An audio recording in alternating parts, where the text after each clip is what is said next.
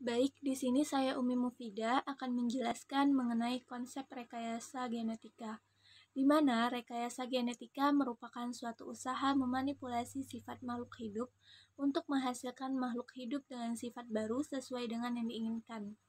Rekayasa genetika merupakan teknik untuk menghasilkan molekul DNA yang berisi gen baru yang diinginkan atau kombinasi gen-gen baru yang dapat dikatakan sebagai manipulasi organisme. Beberapa istilah tentang rekayasa genetika yaitu genetic engineering, manipulasi gen, dan modifikasi gen. Selanjutnya, fusi sel atau teknologi hibridoma, di mana teknologi hibridoma adalah suatu cara untuk menyatukan dua sel dari jaringan-jaringan berbeda suatu organisme yang sama atau bahkan organisme yang berbeda, sehingga diperoleh satu sel tunggal atau biasa disebut sel hibrid. Selanjutnya, sel hibrid dapat dikembangbiakkan sehingga diperoleh bertriliun-triliun sel yang masing-masing mengandung satu sel gen komplit dari dua sel aslinya.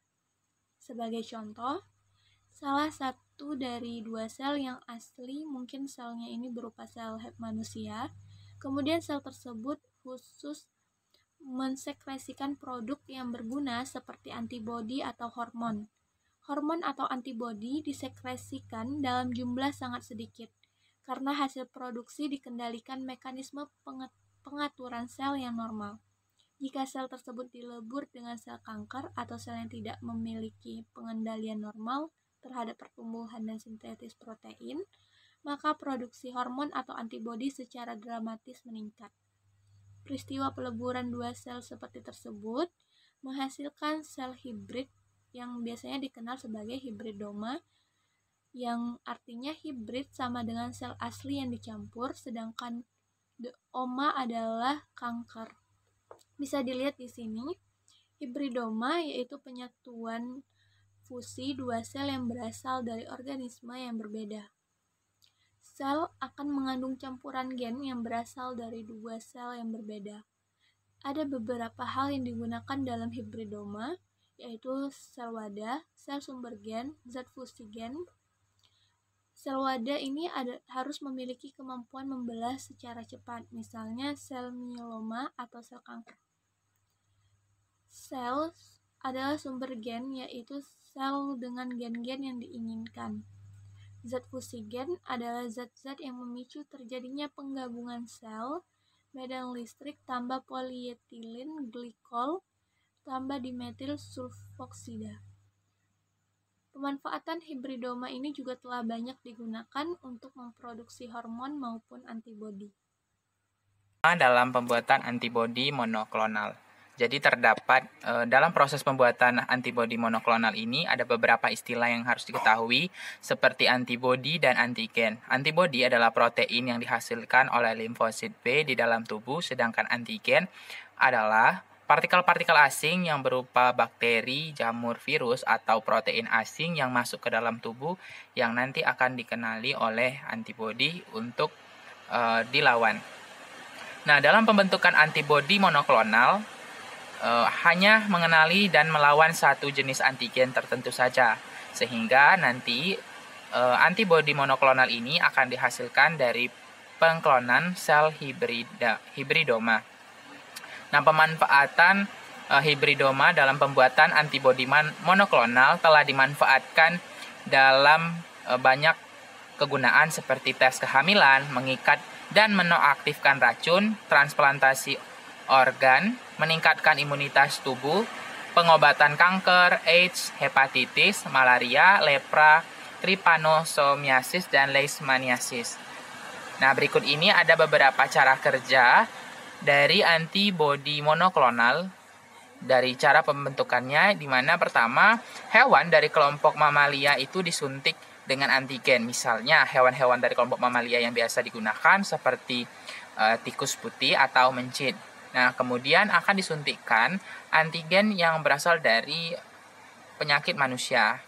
Kemudian dari sel limfosit beta dari limfa, darah, dan kelenjar limfa mampu menghasilkan antibodi dari hewan tersebut yang kemudian akan diambil dan difusikan dengan sel mieloma atau sel kanker sehingga dihasilkan sel hibridoma. Sel hibridoma diklon atau diperbanyak dan diseleksi untuk memperoleh satu sel hibridoma penghasil antibodi monoklonal yang sesuai untuk manusia. Nah, sel hibridoma yang dipilih kemudian diperbanyak atau dikultur untuk pembentukan antibodi monoklonal dan sebagiannya disimpan apabila kita butuhkan baru akan digunakan lagi. Nah, berikut ini adalah ilustrasi pembentukan antibodi monoklonal menggunakan hewan mamalia berupa tikus, di mana antigen dari suatu penyakit pada manusia umumnya itu akan disuntikkan ke dalam tubuh tikus tersebut, kemudian sel-sel tubuh dari tikus tersebut akan membentuk sel-sel penghasil antibodi, kemudian sel-sel antibodi ini kemudian akan difusikan di dalam sel kanker atau mieloma sehingga membentuk sel hibridoma. Nah, sel hibridoma ini kemudian akan diklon dan akan dihasilkan namanya antibodi monoklonal yang akan banyak fungsinya seperti yang telah disebutkan pada slide. Baiklah, di sini saya akan melanjutkan penjelasan dari rekan saya Dewanto mengenai rekombinasi DNA. Rekombinasi DNA terjadi melalui pindah silang atau crossing over, transduksi, dan transformasi. Nah, dapat juga diperoleh secara buatan N, pemotongan dan penyambungan DNA secara in vitro. Enzim pemotong DNA secara alami dimiliki oleh sel yang disebut endonuklease restriksi. Nah, hasil potongan DNA akan kembali disambung oleh DNA ligase. Hasil hibrid kedua potongan DNA merupakan DNA rekombinan. Nah, selanjutnya di sini ada metode untuk memperoleh gen. Ada beberapa metode untuk memperoleh gen, antara lain yang pertama, metode tembak langsung, yaitu memotong gen dari DNA secara keseluruhan. Yang kedua ada metode transkripsi balik, yaitu suatu RNA ditranskripsi balik menjadi DNA dengan bantuan enzim. Nah, dan yang ketiga ada metode sintesis gen, yaitu gen dibuat secara sintetik dengan urutan basa nitrogen tertentu berdasarkan urutan asam amino dalam protein yang dihasilkan. Nah, di sini ada sel wadah. Sel wadah adalah sel yang menerima DNA rekombinan. Sel wadah telah mendapatkan DNA rekombinan mengalami perubahan sifat. Peristiwa perubahan sifat tersebut disebut transformasi.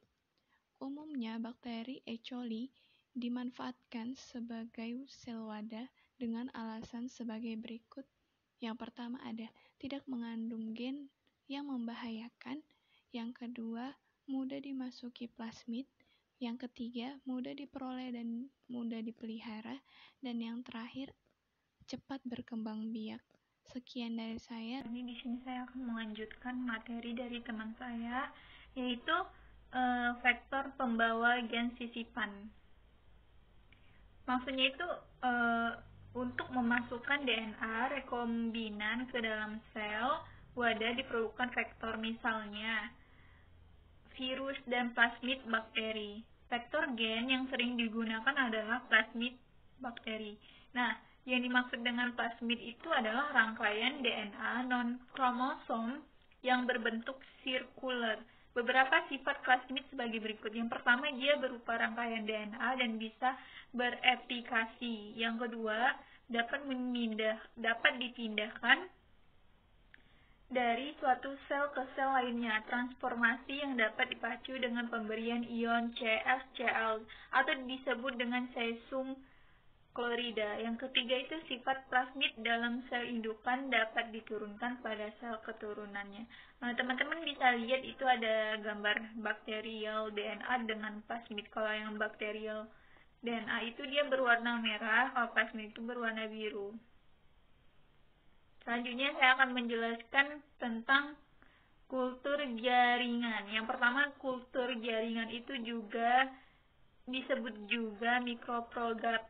mikropropagasi. Dan dia tuh cara memperbanyak tanaman secara vegetatif berdasarkan sifat totipotensi. Apa sifat totipotensi?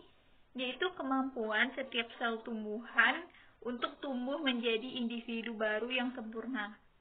Nah, prinsip kerjanya itu dia dengan mengisolasi bagian dari tanaman atau bagian tertentu dan ditumbuhkan pada media yang kaya nutrisi dalam kondisi aseptik, hingga akan tumbuh menjadi tumbuhan yang lengkap.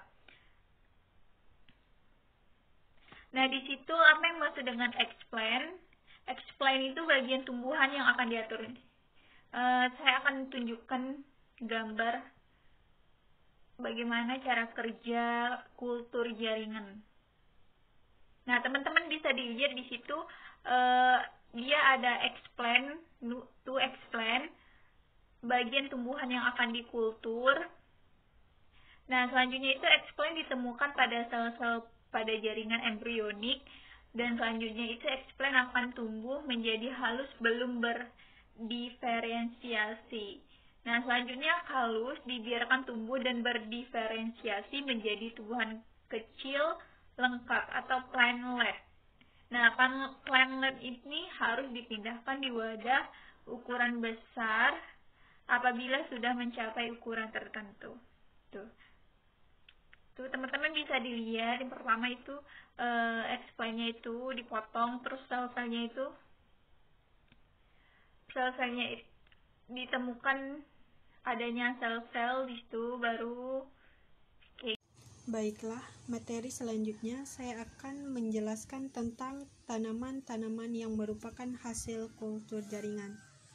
Tanaman-tanaman yang merupakan hasil kultur jaringan yaitu wortel, mawar, pisang, mangga, dan kentang. Materi selanjutnya yaitu saya akan menjelaskan tentang dampak positif rekayasa genetika. Itu ada beberapa dampak positif yang dapat ditimbulkan dari rekayasa genetika. Yang pertama yaitu terapi gen, yang kedua pembuatan vaksin baru, yang ketiga yaitu pembuatan organisme transgenetik. Yang termasuk dalam pembuatan organisme transgenetik itu ada tumbuhan tahan lama, tumbuhan mupuk sendiri, tumbuhan bioluminesensi, dan hewan transgenetik. Dampak negatif rekayasa genetika. Beberapa dampak negatif yang dapat ditimbulkan dari rekayasa genetika. Yang pertama, kemungkinan menciptakan mikroorganisme baru. Kedua, timbulnya bahan makanan yang mengandung protein baru bersifat toksik. Yang ketiga, munculnya tanaman supergulma. Yang keempat, teknik bayi tabung yang dapat membingungkan status orang tuanya. Yang kelima, resiko tinggi bagi organisme hasil kloning atau seperti penolakan dari norma-norma sosial dan agama. Yang keenam, penyebaran mikroorganisme strain secara tidak terkendali. Yang ketujuh, plasma nuftah. Yang kedelapan, tanggungannya keseimbangan ekosistem. Dan yang terakhir, penyalahgunaan sebagai senjata biologi.